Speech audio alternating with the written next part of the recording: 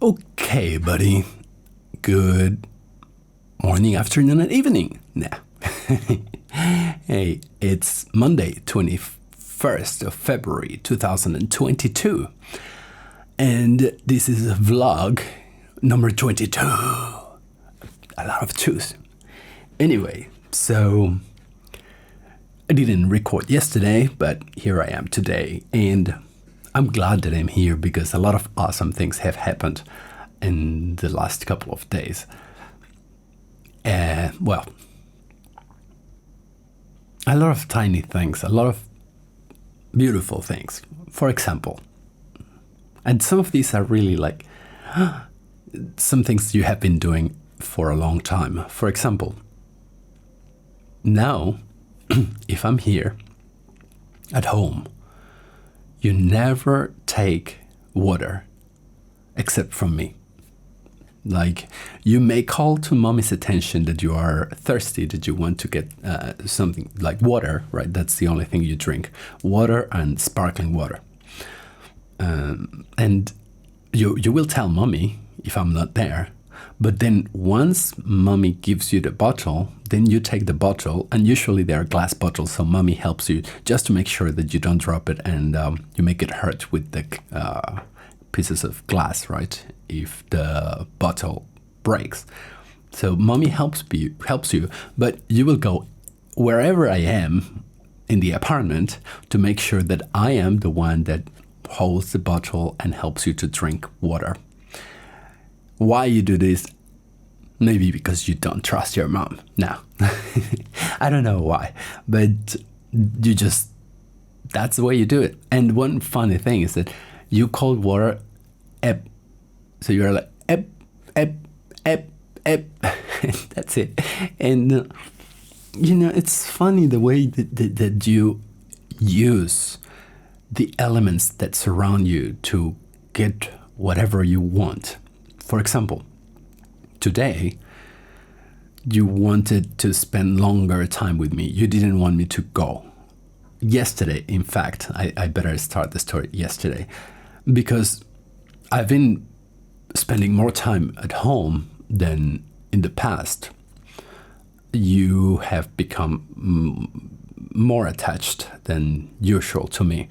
So yesterday, it was the first day that I had to go out to the restaurant, because last week I didn't go there because I was sick and I was afraid that someone may, well, I don't want to infect anyone, but and also I don't want anyone to get to freak out that, oh, that guy over there is sick, right? And because we're open to the public, obviously, the last thing I want is for people to have the perception that in our restaurant we don't care about public health.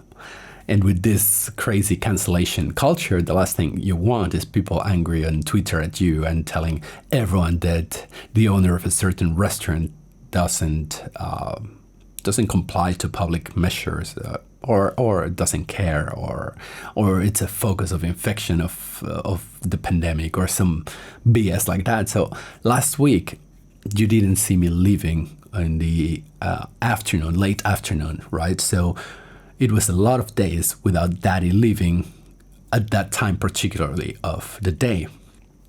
So you feel very attached to me, and I am to you as well.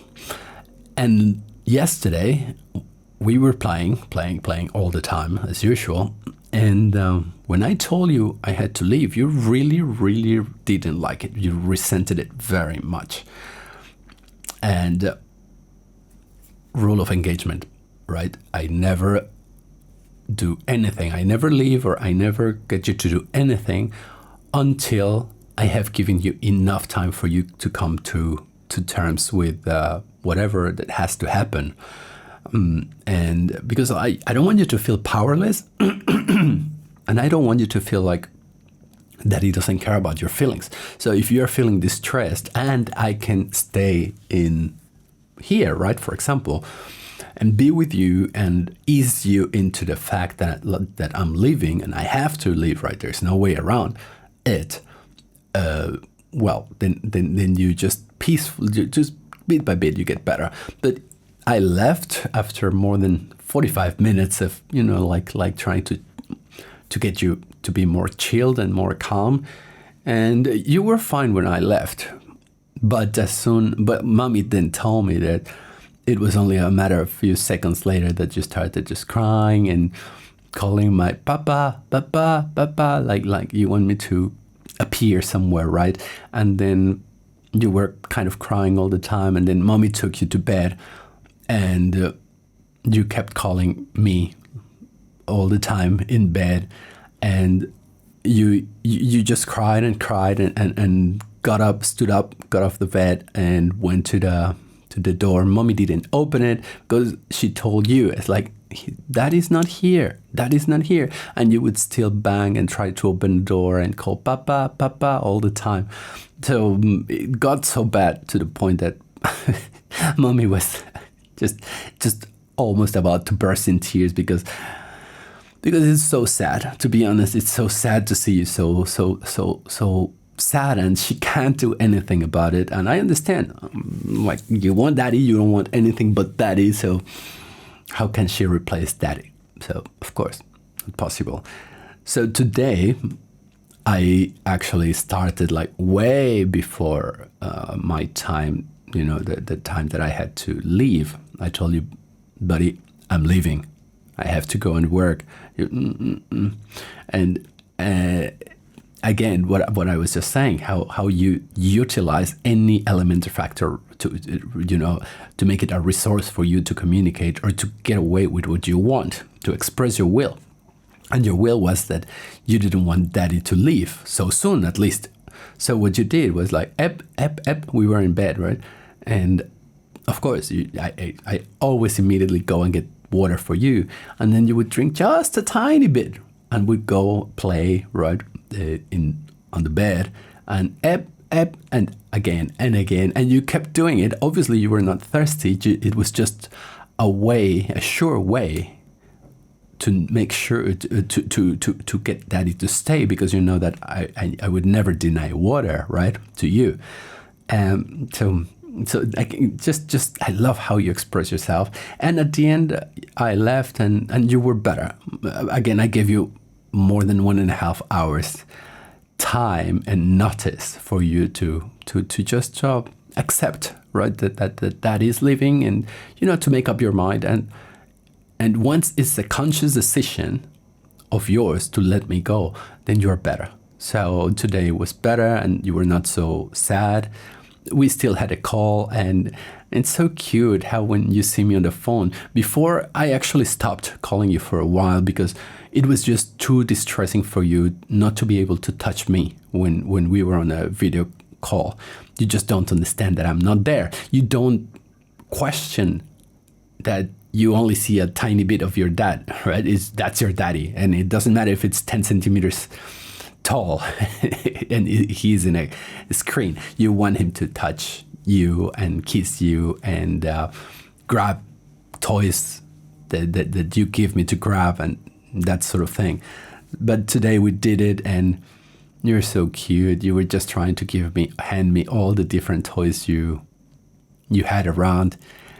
And then Mommy's always like, kiss Daddy, and you go and you kiss the phone. So, man, it's just so cute. And man, this is just the kind of thing that I really want to change my life into something that I can just do all my work, and it can be all creative work related to you, related to how I want to guide you through life, and probably so other kids can benefit from a different point of view. I'm not saying that the way I do things is the best, but it is very different, and for good reason. This I told you a million times in these videos that I got ready for you at least 1.5 decades before you ever existed. And so all the things that I'm doing today with you, all the ways that I'm teaching you, all the things that I'm guiding you, the basis, the structure of how I behave with you are based on thoughts, on analysis, and information that I gathered, that I came up myself with over 15 years. So I'm not improvising, and I can see that the results are being really, really, really beautiful. And yeah, I would like to share that and with others. And, but at the same time, I want to find a way to make it from home so we can spend time, so you can be with daddy, so you can work with daddy, so you can learn about all the different things that I do, right? Like to nowadays, you really don't need schooling the way the schools are set. I mean, if 20 or 30 years ago when I went to school, it was already not so good. Now it's just pathetic what they are teaching to kids in school. And today, the really intelligent corporations and people and everything understand very well that you don't need to have all these diplomas from schools to be outstanding at whatever you love. So I'm pretty confident we'll do fine with your education. But okay, so that was because about the when I leave, how sad you get. About how the water, you only get water and you only receive water for me if I'm at home.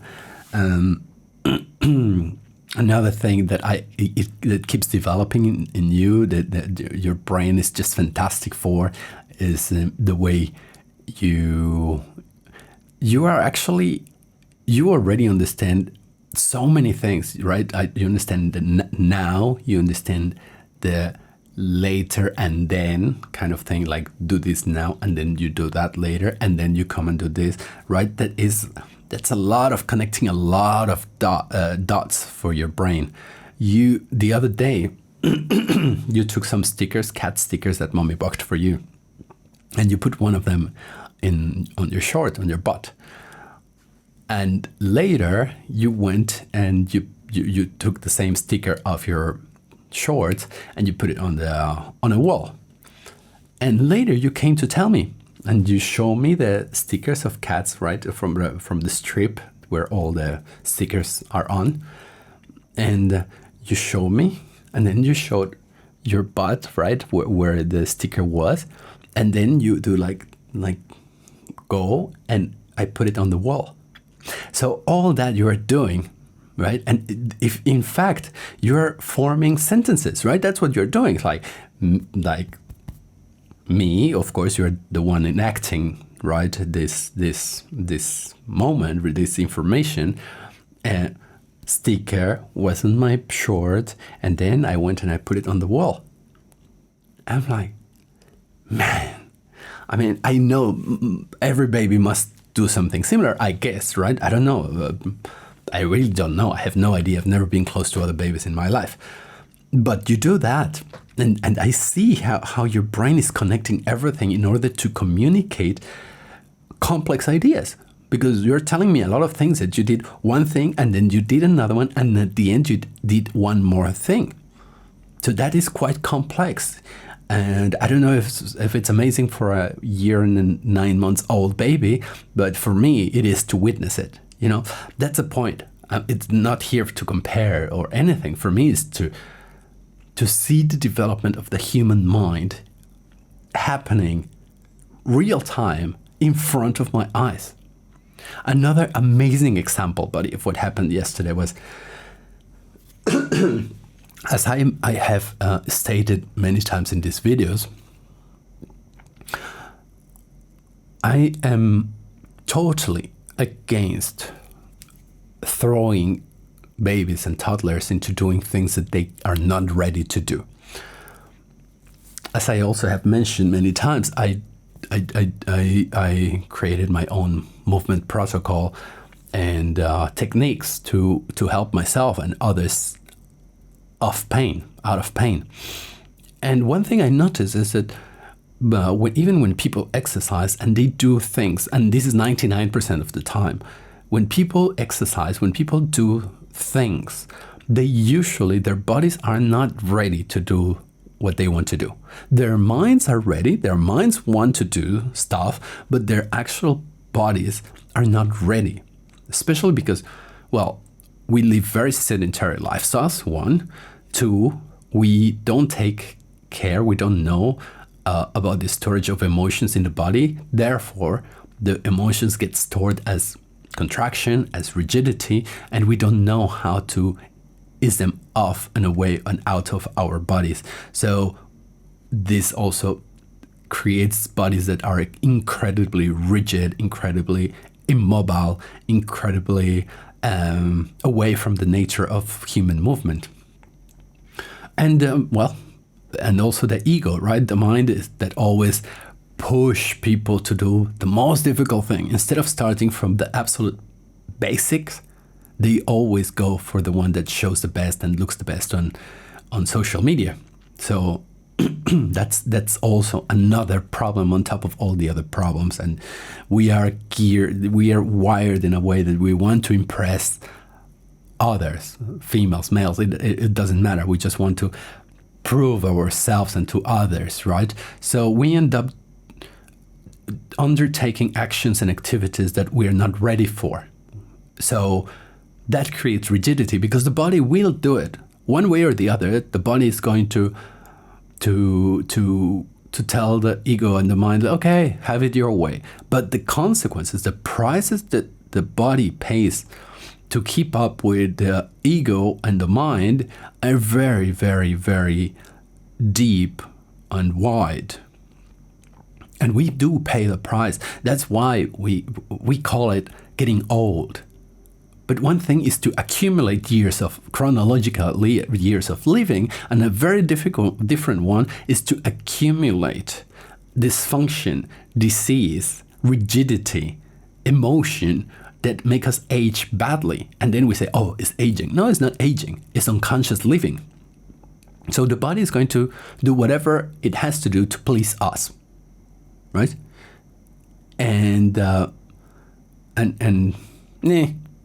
yeah, and then and then I realized that when I started coaching people, I started realizing, okay, so it's extremely important. I noticed with me before, right? I have to go to the absolute basics. I have to unlearn everything my body has learned, all the compensations the body has resourced to in order to satisfy my desires to do complex activities, movements, or simply just to respond to stressful moments, right, or emergencies.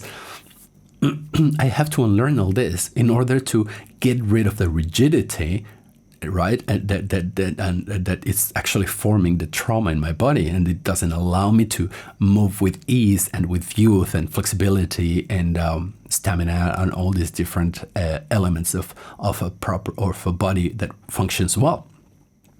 So, for example, a couple of years ago, I started handwriting again, because, like now it's there's not a lot of occasions for us human beings in this society to handwrite. So everything is on the keyboard or on the telephone. So I realized when I started writing again, how even I was already quite balanced, I was quite healthy, quite out of pain. I realized that the act of writing actually, because I reverted to how I used to be when I was very young. And I realized that all the things that I had to do, right, like my head like this and the jaw and the tongue and just to write, I was like, wait, this can't be the way. So I started handwriting every single day while I was relaxing and while I was like softening all the rigidity, the rigidity, I call it rigidity, not tension.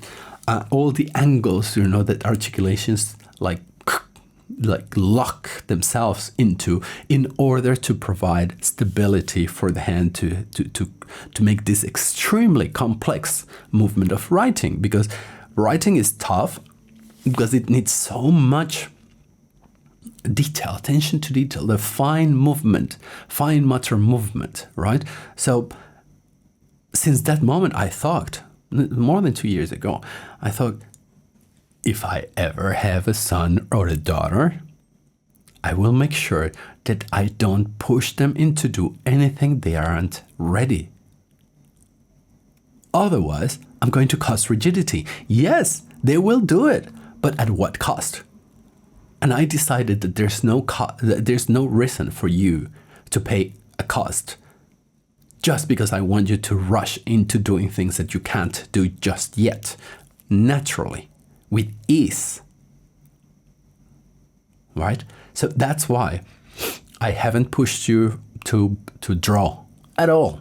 And we bought those crayons, but they're like egg, right? Like egg-shaped crayons. So you just, and we never forced you. We once showed you a little bit, you didn't understand, and you prefer them to be used as balls bouncing off things. They don't bounce much, but nevertheless you like them. And that's it. And it was only until a few weeks ago, and there's a video, that you actually got the idea that, paper, crayons. Oh, right. And you did it. And you haven't done it again. It was enough for your brain to do it one time. And I know that in a few weeks or days or months, you will go back and you will do it 10 times better that you did the first time, even if you didn't practice, simply because your brain and your muscles and your joints and all your neuromuscular connections are primed to do it better. So, but all this, you may think it's all theories, right? But first of all, I know it's not, because again, I healed myself, and the handwriting today, I can handwrite and it's beautiful. For the first time in my life, I can read what I'm writing, and I don't have any pain. I don't have any rigidity. I don't have any neck pain. I don't have any kind of trace of writing as being something that overloaded my neuromuscular connections. So, but besides that, it was a theory with you, right? And for the longest of time, 1 year and 9 months. Oh, actually, yesterday you turned, March, April, 1 year, 10 months. So yesterday, exactly at 1 year and 10 months, you decided that you didn't want to eat with your hands, because so far that's all you have used, your hands. You just check, and you just.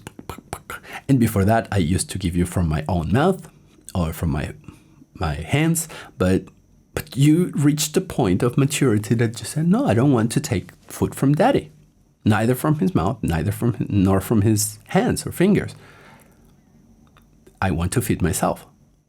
And you make a mess. You don't make a mess because you can't take things properly. You can, but then you start playing and throwing, and I told you you're in your throwing stage. And yesterday that I came here, I don't know what I did. I went out, came back, and it was minced meat. It was like it had exploded, like because you're just throwing it. And I told mommy, leave him. He can eat it. Again, put it on the plate, whatever it is, just let him be. Because that's what you're a toddler for. I don't want you to be a little adult that behaves well. That's one thing that pisses me off. Oh, he's a well-behaved kid. Like, behaved? I see a dog to be well-behaved? No, I don't believe so. You can be a conscious person, but not well-behaved. You're not a dog. You're not conditioned. You're not like trained to please me or anyone. So anyway, point being, yesterday you decided, and that meal was eggs.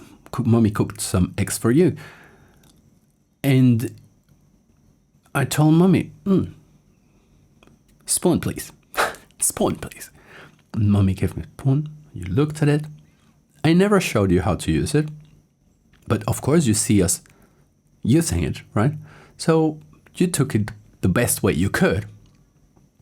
I held the plate, so every time you try to dig, right, you don't know still what dig really is, right? And you don't even really understand how much food you have on the spoon. You may have a little or a lot, and you may think you have a lot and you want to put more. So I have to tell you, you have enough, or you don't have enough, and I tell you more, right? So I just help you to make the spooning, the digging action with the plate, right?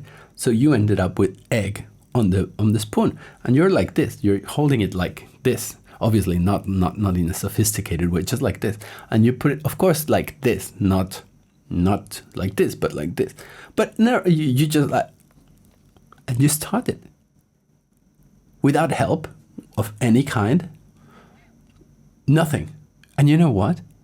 You finished your 2 eggs. And you were very concerned because a little tiny piece fell off. And you're like, until I said, okay, it's okay, don't worry. It's okay. Good trial. A+ again. So this just is a confirmation of what I just explained, that I don't need to push you into doing things early. I don't know what the hell parents think when they want to rush kids into doing stuff.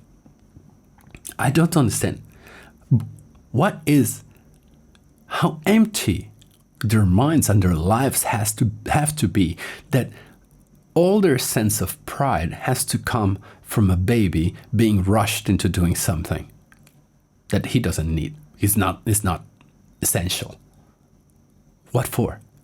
What's the point of saying, my kid, can sit to the table since he was 2 days old? Oh no, my kid can do that.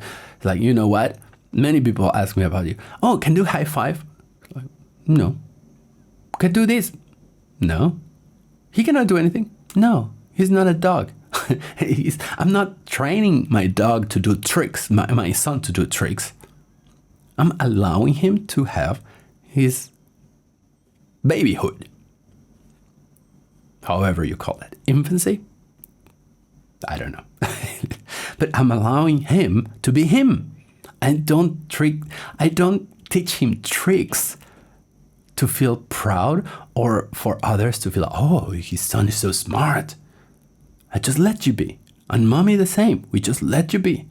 And yesterday, you proved us right. You proved that at the right time, you will go because you're mature, because your brain is ready, because your hands are ready, because your whole body, because your coordination is okay, because everything is primed for you to do something, an activity or an action that you're ready. Therefore, you're not going to have all this crazy rigidity. You may have some, obviously, but you will not have this that later in life will transform into injuries. For example, once you start exercising or I don't know, like you're in a situation that your body is pushed to a certain limit. So that was yesterday.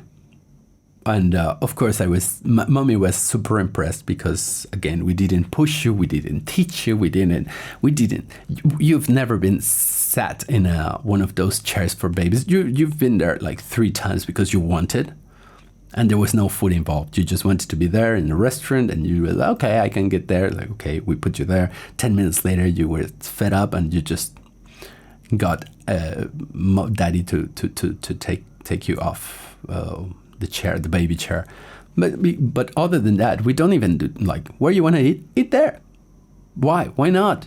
Because the dining room, who said dining room is the only place that has to have food or like all these things? Of course, later in life, it will be normal for you to go and we eat in a restaurant. Of course, you're going to eat in the restaurant, right? Not in the toilet of the restaurant. But that's just going to be common sense. That's just going to be part of being social. That's going to be your choice. It's not going to be conditioning you. It's not going to be putting in your brain certain limits. You will not be able to see the limits because you're born with the limit. You believe the limit is all there is. So for me, it's like, let you do. Let you experience. What was today, I think today or yesterday, I was in the toilet. And you know what? You came to me and you sat on me and you gave me food to give you. So be it. A lot of people will, it's the toilet, it's dirty. And you know what? You don't care. I don't care. You want daddy to feed you even in the toilet. So be it. Because it may be dirty for some people. It may be dirty. So what? But the fact that you feel that the world is your oyster, that the whole that you are in command, that you decide everything on your own, that you are free to decide whatever you want. That's more important for me. Because I want your brain to be open. I want your mind to be open. Again, you will be, life is all around you, right? Like there are things that you will have to comply, but you will comply, right? It will be an act of volition, an act of will from your side, saying, okay, I have to do this. Do I do it or not, right? Because honestly, Daddy doesn't do a lot of things simply because I just don't conform with the rules. I don't like it. A lot of these societal rules are just pure bullshit. So Daddy doesn't do it. Fine. Do I miss something? Yes. I miss a tiny thing that I prefer not to do to comply. But at the same time, I reaffirm the person I am at every single corner. Because this is going to give you the courage to be yourself. So many people are so engaged into being accepted that they will conform to everything. And the last 2 years has been a clear example of that. So I want you to always know that you have a choice, that things are not given, that they are not commandments that fell from heaven. And you have to adhere to them. That's not the case. And that's the reason I am allowing all this freedom. Because I see you are so happy, you're so confident, you're so limitless. I know every baby is limitless when they are born. But the second of life, people start trying to square them into boxes. And that is, to me, that's the most disrespectful and stupid thing we can do to something as beautiful as you babies. And just to reaffirm, right, what I saw yesterday, today, Mommy again made some egg, but this time she put bacon. You love bacon. Good choice. And we gave you a spoon. And you ate. Fine. Better than yesterday. Much better than yesterday. But you know what you did at the end? You started feeding me with your spoon.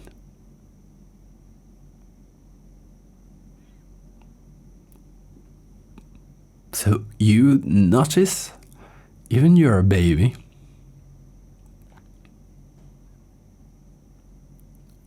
there's a lot of things. One of them, you're generous. You're very generous.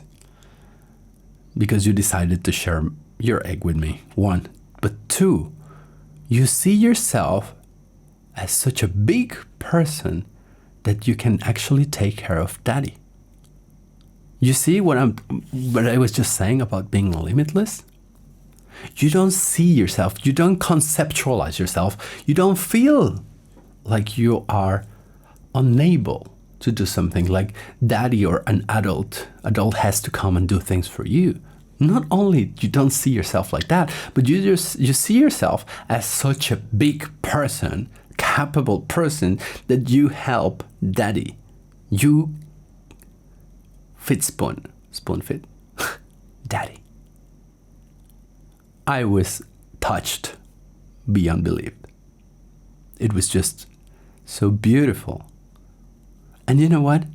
You finished, and then you go and you put the dish and the spoon close to where Mommy can wash them without anyone telling you.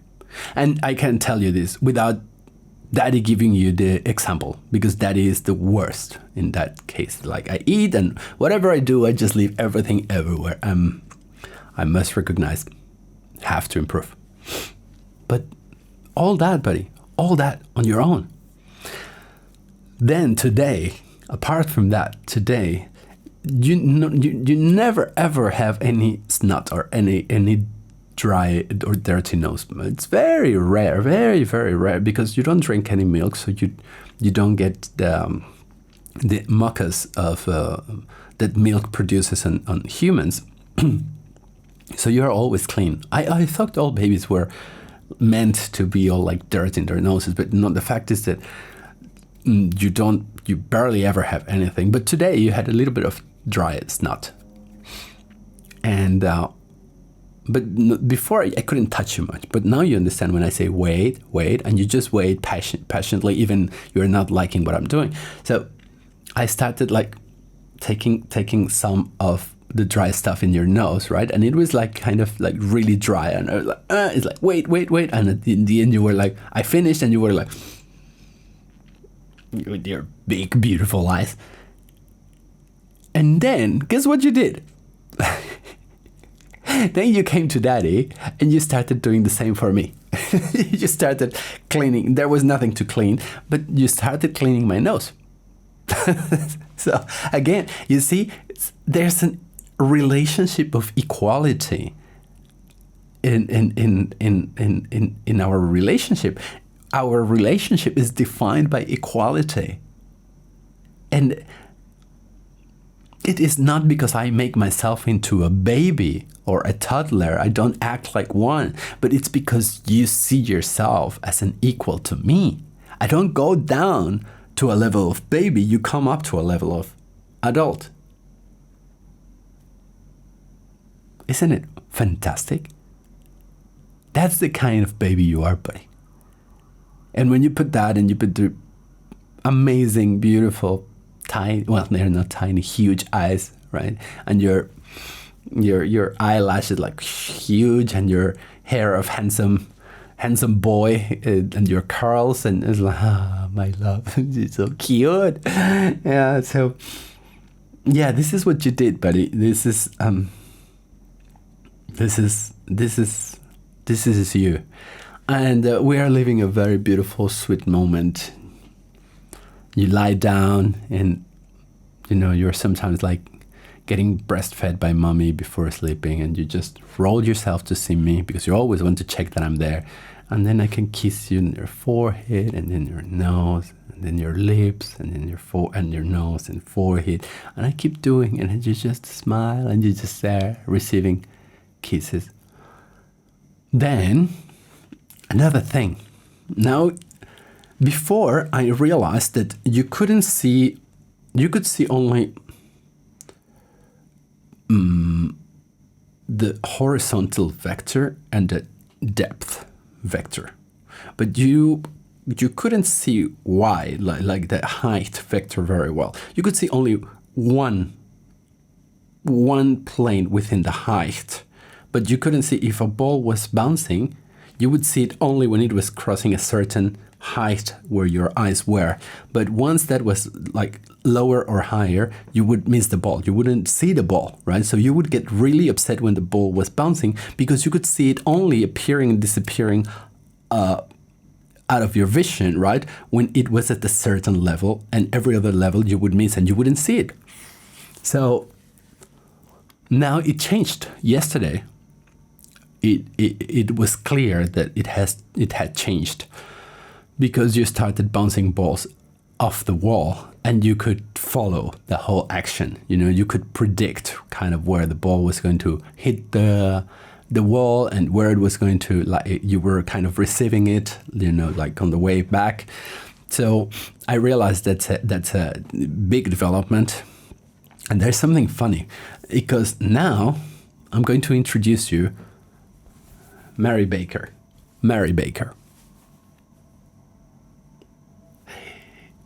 Isn't it cute? It's a chipmunk. And you love playing with Mary Baker. But, you know, when you kind of get, I don't know exactly what's in your mind, obviously, but there's a point that you don't want to play with me anymore after playing for hours.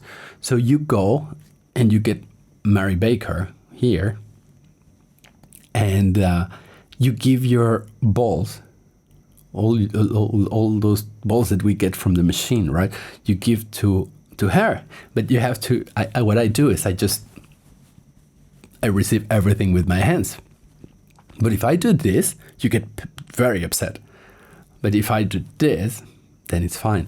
So sometimes, like, Mary Baker plays ball with you. Mary Baker reads the books for you. You know, if you are showing me the book and I say, I say out loud what you're pointing out, for example, ball, right? You get upset. So you ask Mary Baker to go and say it for, like say the word ball instead.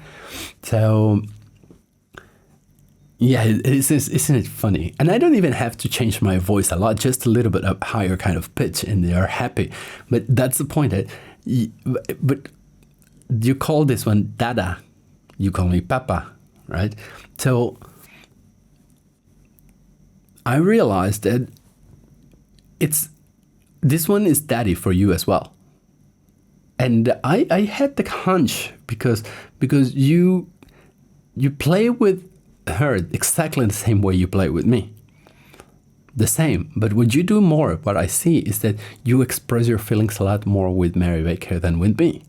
So you play it 3-4 times with the ball, and then you come and kiss Mary Baker, and then hug. And when you hug, you just hug, and then you let all your body weight just go forward and on your face, right? And just like, and luckily I'm strong enough, and I just can hold you right, like you're like inclined completely, just your mouth, your face against the Mary Baker's face.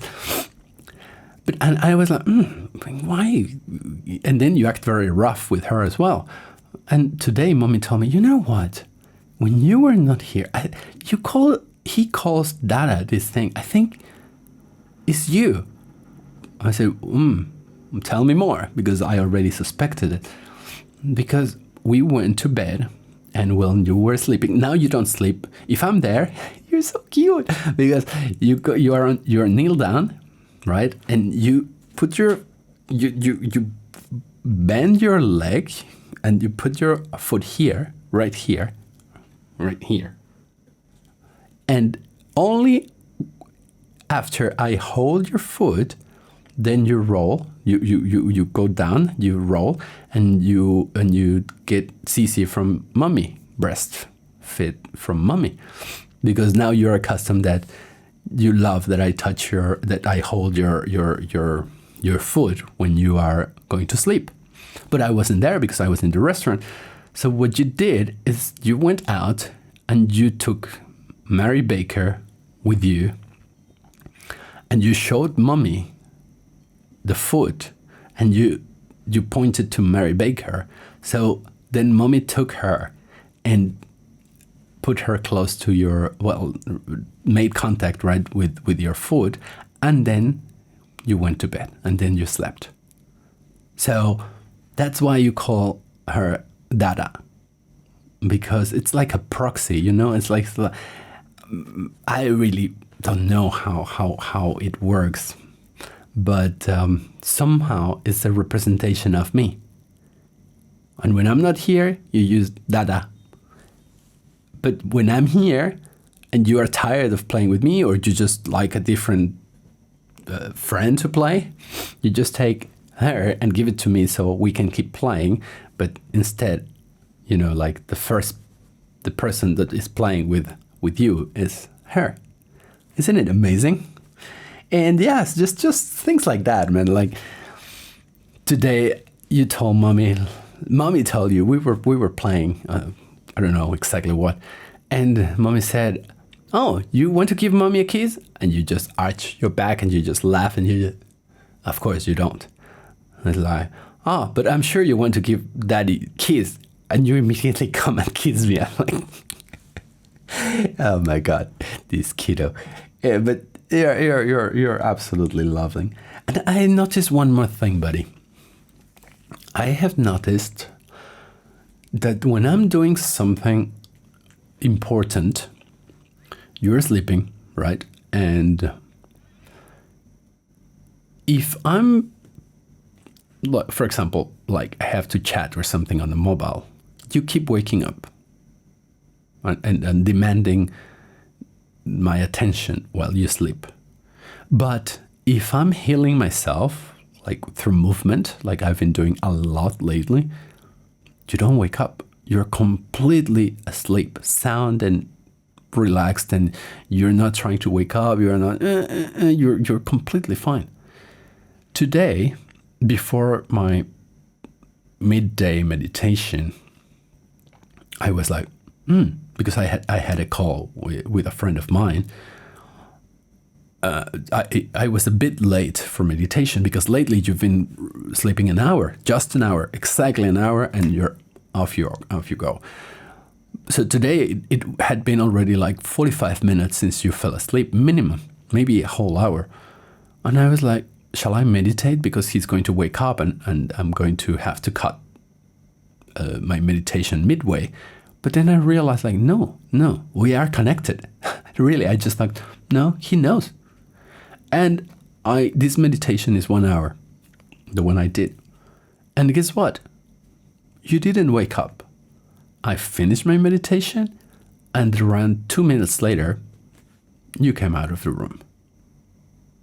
But I have seen consistently, time and time again, when I'm doing something that is important for daddy at that kind of level, not talking about work or daily stuff, I'm talking about the stuff that changes the world, like meditation and healing and all these things. You don't wake up you only wake up until I'm done. Not once you have come out of that room interrupting me in the middle of a session, either session of meditation or healing. Not once. So I'm totally, completely sold with the idea that we are connected. I know, completely. And I keep saying that another video I'll explain. Yeah, another video I'll explain, but it will be a long video because it's a magical video. So I really want to take the time to only talk about this and to go and describe things as much as I can and as much color as I can, with as much emotion as I can, because it was truly magical. Like, our relationship has been magical since you were conceived. I can only tell you that. The moment you were conceived, hours later, I knew it. I knew about it. I mean, without a doubt, I just knew it. And I didn't tell mommy too strongly, but I gave enough details for her to remember a few days, 10 days later, when the pregnancy test could show whether she was pregnant or not, to tell her, hey, remember that moment? Remember those words? Oh, because I knew it already. And she didn't believe what I said. She was like, no, you're crazy. It's impossible.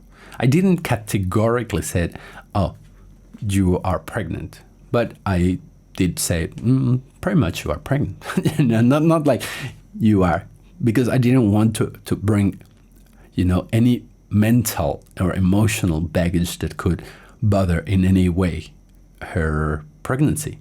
But I knew it. Just hours after conception, I knew it. And she knows it. Against all the odds, believe me. And well, let me see. Another thing that I really, really, really want to tell you is that this connecting the phrases, right, that I'm telling you, that how you start communicating in like sentences that you enact, right?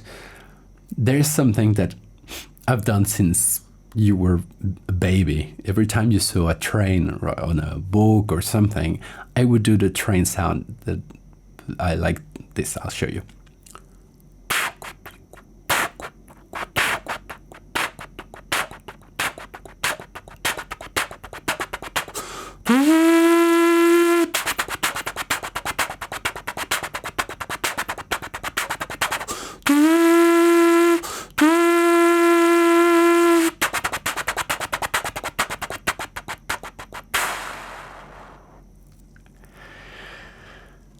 This I learned sometime in primary school. The only skill I got from primary school. And whistling was the only thing I got from university. Two good things. Anyway, so do you know what? Every time for the last few months, every time you see a train, either a train in like a book, right? Or even the sky train here in Bangkok, you do this. So it's like it's like sign language, you know? Every time you, it means train. So sometimes you tell me, like when you see the train far, right? When we're in the car or something, you are like, Papa, Papa. It's like there's a train there. Isn't it amazing? Isn't it amazing that you just, you're so limitless, man. You're just so powerful. You're so capable. You make me dream. You make me. I cannot go back to normal. I cannot go back to a mediocre way of living, you know, like just a typical job, a typical everything. It's just, how can I, if I see the marvel of your existence, the marvel of life, the marvel of being human, how can you just betray your dreams, and how can you betray your essence? How you betray God within? I can't. Just looking at you like, I'm like, oh my God. You just melt me, man.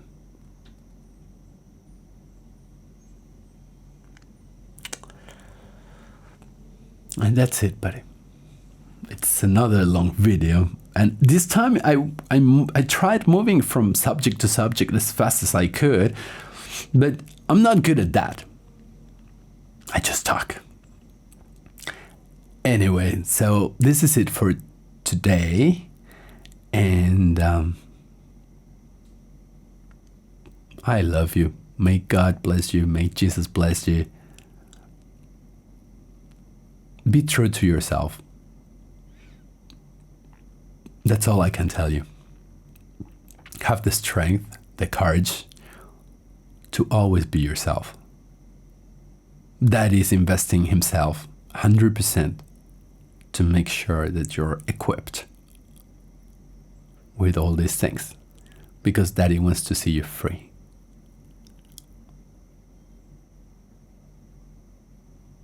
I love you, my son.